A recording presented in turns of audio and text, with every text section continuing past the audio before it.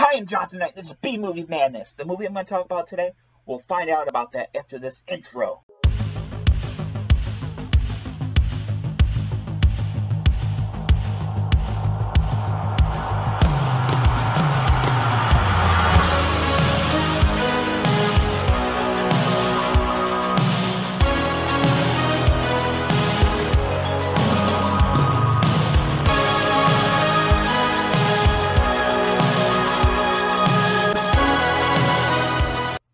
Welcome back. I'm really glad you came back. Now, the movie I'm going to be talking about today is a new release from SOVHorror.com, and it's welcoming me back to the world of Joe Sherlock. If you've seen my other Joe Sherlock reviews, I've become a big fan of Joe's work.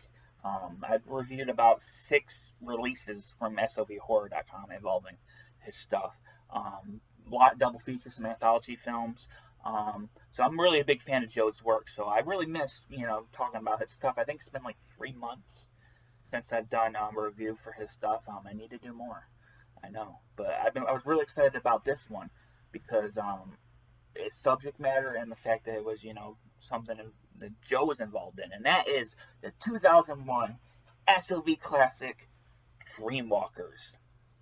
Now, although this is a Joe Sherlock production, he did not write or direct this one. His longtime friend and actor John Bowker directed this one, and wrote and directed this one.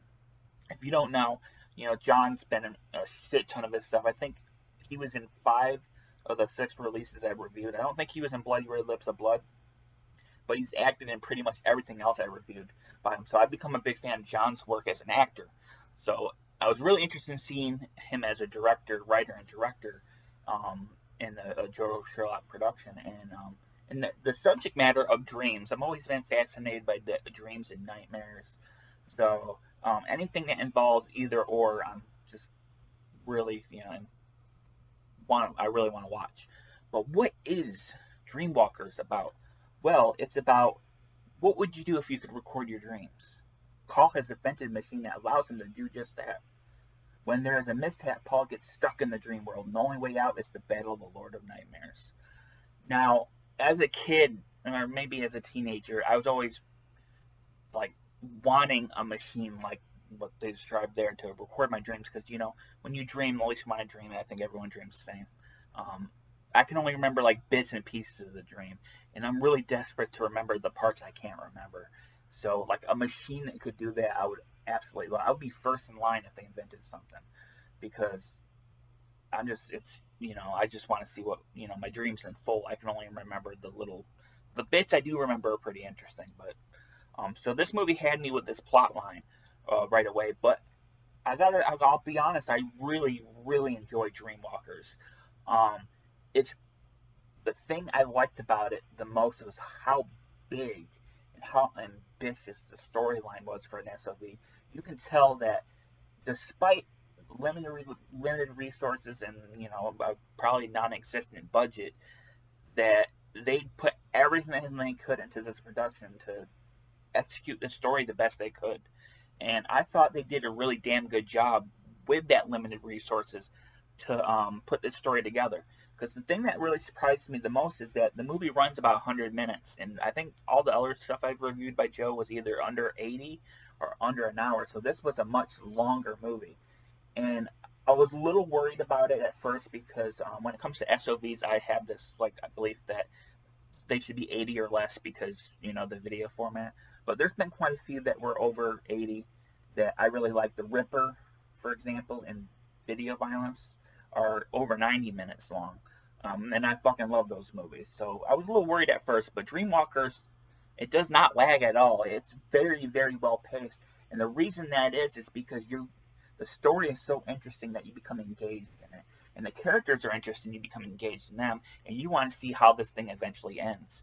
And it just kept on grabbing my attention throughout the runtime.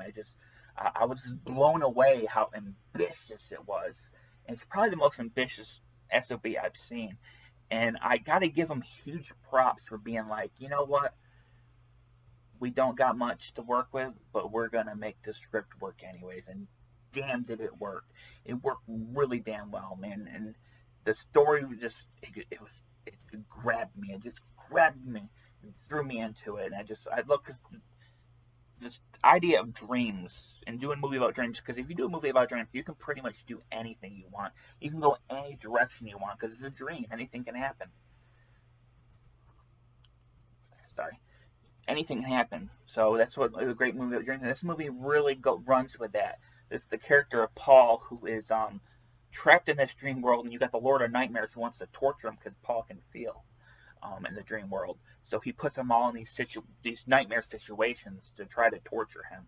And Paul's journey through those nightmare worlds to get back to the woman he loves and his friend, his friend that's trapped in the dream world as well. I was just so invested in seeing how it would end, and it's a lot of fun. Is it rough around the edges? Absolutely, because of the format it was shot on. It's very rough looking. It's not. The acting is mixed. Some acting is better than the other. I thought Eric Singer, who was the lead, he started off kind of iffy, but I thought he got really, really better by the end of the movie. I thought Hallie Thornhill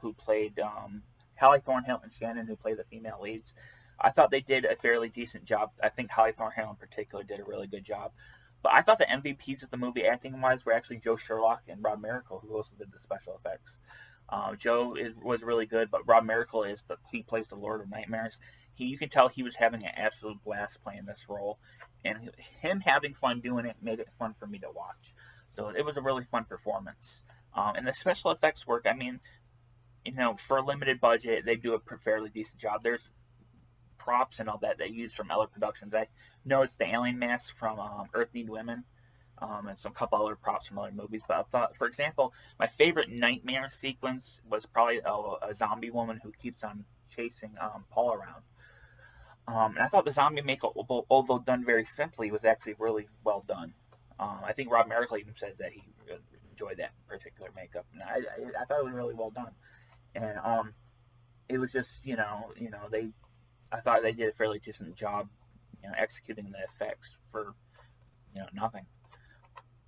But probably, that would be my favorite, is the zombie makeup. I thought that would have, not even probably, that's my favorite. Now, the one thing I'll say, if you're asking, is there any gore or nudity in this? No. John Bowker in the special features says that he made this for his younger sister, who he wanted to act in the movie, and he wanted to make something that she could watch. So he toned down the script to be more of a PG, although I would probably say it's PG-13. So it doesn't have the gore of the other Joe Sherlock productions or the nudity of the later ones. But I wasn't disappointed. I don't think gore or nudity would have made the movie any better. I don't think the story necessarily needed it. Would I have welcomed it? Absolutely. It's gore and nudity. Of course I would have welcomed it. But I don't think it hurt the movie not having in it. I'm not sure there's people who disagree with me on that. I don't think it needed it. I thought it's a fantasy movie with horror elements. It's not a horror movie. I'll say that straight up. It's a fantasy movie, and it does have horror elements like the zombie. There's some vampires, there's monsters. But overall, the thing is a fantasy. And it's a very actually decent love story, especially when it gets towards the last act of the movie. And that's one thing I was really surprised by as well, is how emotional it was, especially when it got to, when the stakes were being raised. And the final few minutes of the movie, man, it really tugged at my heartstrings. I was really, really thrown off by that because I was not expecting it. So I got to give John Bowker and Joe Sherlock and the entire production props for making such a ambitious, big, and emotional SOV. I'm going to say classic. It's a classic in my opinion. I've only watched it twice so far, but I'll be watching it again soon. I really, really enjoyed myself. And I will have to give some props to Eric Singer, who's the lead actor in the movie. He did visual effects in the movie. The movie has a few visual effects in the movie. And I will say, for 2001 shot on video, I thought the visuals are actually not half bad. In fact, they look better than some big Hollywood productions from like the late 90s that were, everyone was obsessed with CGI.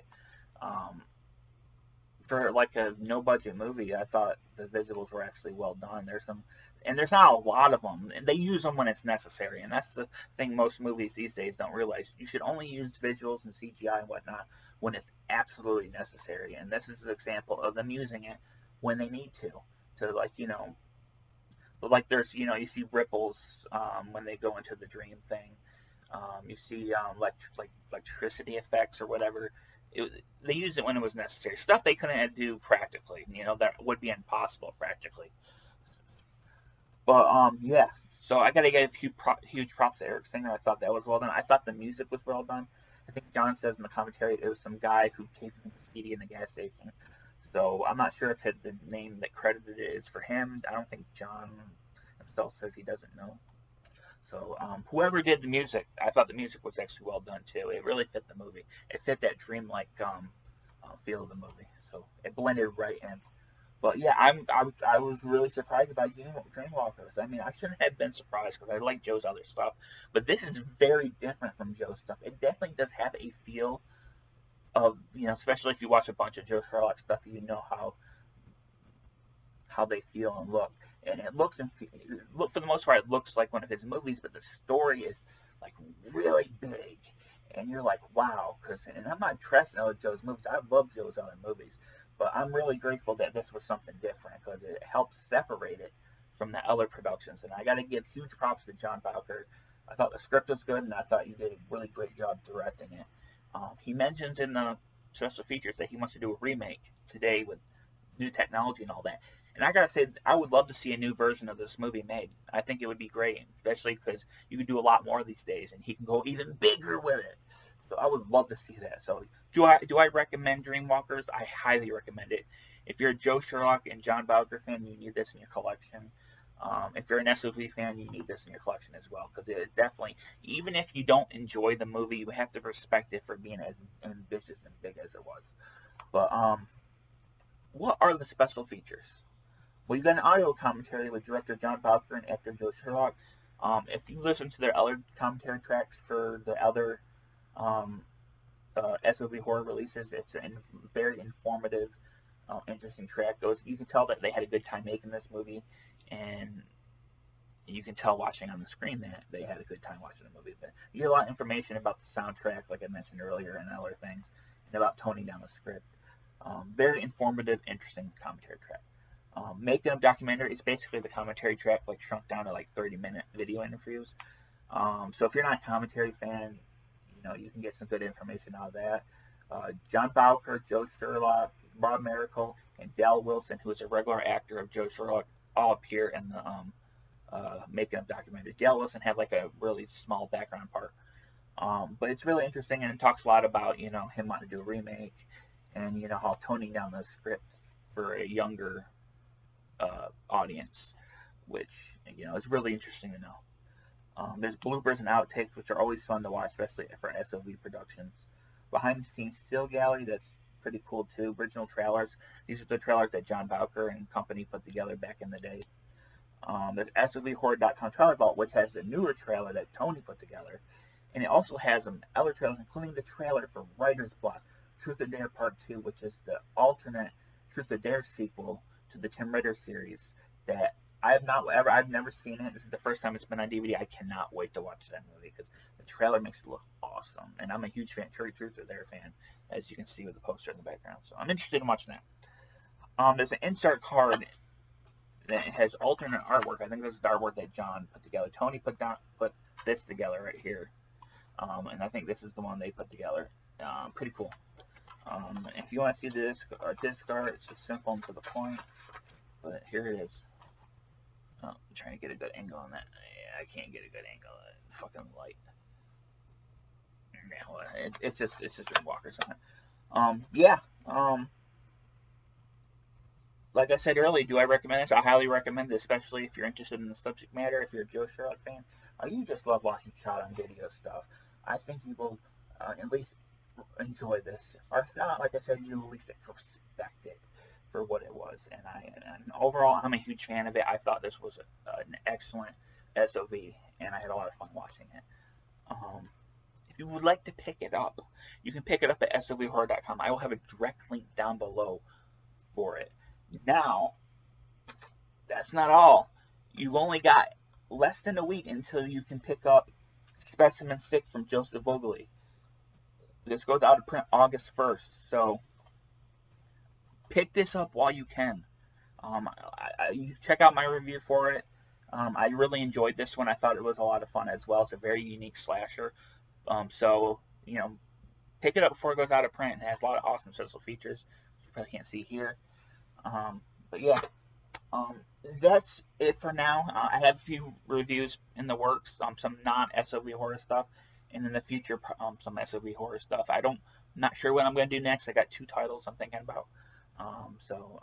In the next week or 2, I will have a new review out, hopefully. But down below, comment. What is your favorite movie involving dreams? Is it Nightmare on Elm Street related? Is it Dreamscape, etc.? Just let me know what's your favorite dream-related movie or nightmare-related movie. Also, I have a B-Movie Madness merchandise store with T-shirts, coffee cups, stickers, etc. I'll have a link down below for that. Help pick up some stuff. Support what I do, which is just talking about some awesome B-movie stuff.